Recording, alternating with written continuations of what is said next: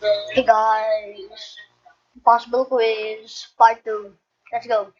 So I'm actually gonna skip to this. I'm gonna go straight to 83. So we're gonna do 84. Alright. Oh, well, let's do this. Okay. 3, 2, 1. Start. Somehow the world will change for me and be so wonderful.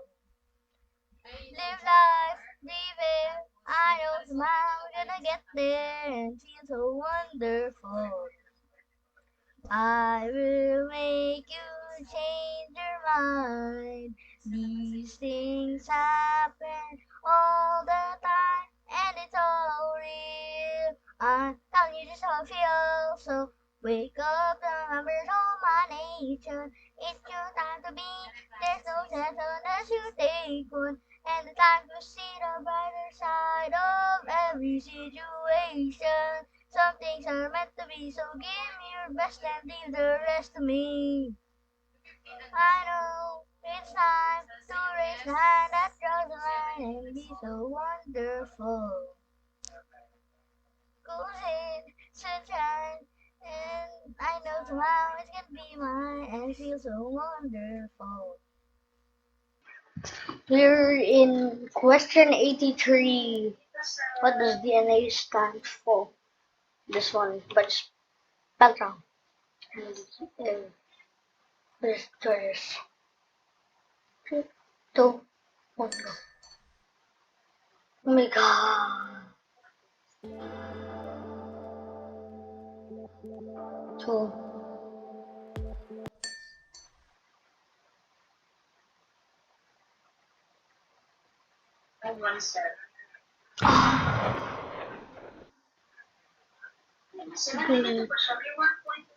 glitch.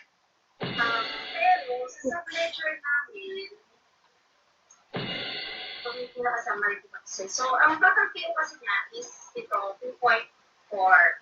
So, Alright. You did it. percent. Yung 605, tag 25%. Yan. So, currently, yung less than 605, natalagsak na rin ito natin. Kaya dapat, I love that.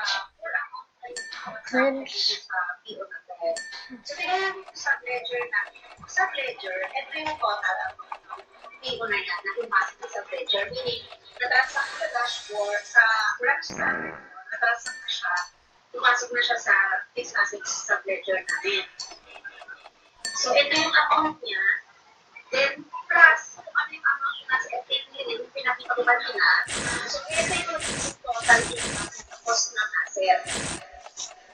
So, yung cost ng asset, anong difference niya versus doon sa PO amount? Kasi ang total PO amount is 2.4 lang, exclusive of tax. 94, So, comparing sa, so, ito yung difference niya. 14, So, ang difference niya is yung duplicate transaction ng 9, So, magkabit ka ng 3, interest naman yung 1 yung tax. 2.5. Pero kung yung parang ito yung natutuloy na difference. Ito. Pero 1% na Oh my god, oh my god. tax. So, disregarding the tax, parang ito yung No, I'm not gonna fall for it. amount dun sa fixed asset side. So, dito, visualize hindi yung dapat March sa amount na nakikita natin ay na-address natin yung approval ng What's this? What's this? hindi na siya magpupunod dun sa Agricon. Dahil nandito na siya lahat. 2.4, halos yung buong niya ay nandito na sa sub-ledger. So, yung nakikita ko sa analysis ko sa fixed asset side. So, hindi ko lang alam kung ano dapat ang kabanggap nito para ma-clear yung tubig ulit.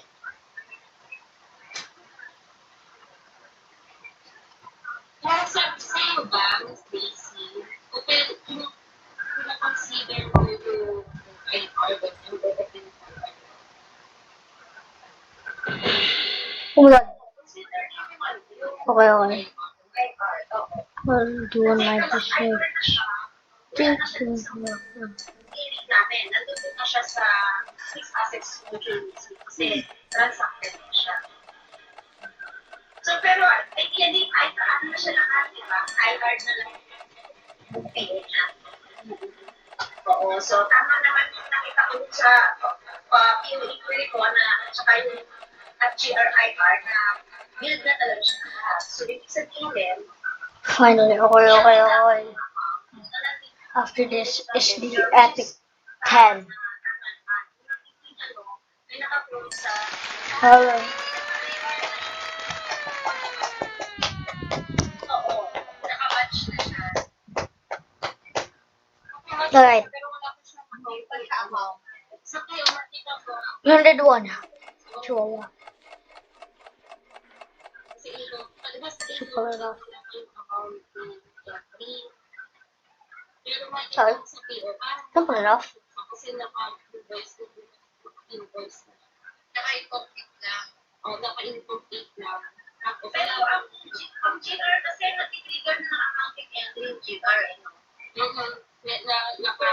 Oo, dami-dami na isang version ng GR. No. So, na-retain yung GR, no? Ako, na-retain yung GR. Nawala na. Wala na ba? Single point. What's this? GR na siya. Find it. Pero, may ako ng IR. Ang alam ko na is, kapag may IR sa na incomplete, pumapasok sa SR. Kasi paano naging 2 point something yung present? Hindi siya pumasok. Baka, tingnan mo nga, iba-iba ba yung invoice reference? Not again. Ang ratings ko ba? May prefix. Last one. Ito lang. Anong invoice number nga? Pili ko pumasok yung kahit na pa-account.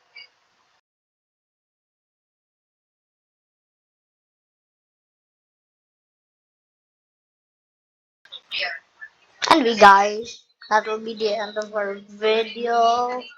I think there will be a part 3. So, goodbye. Bye.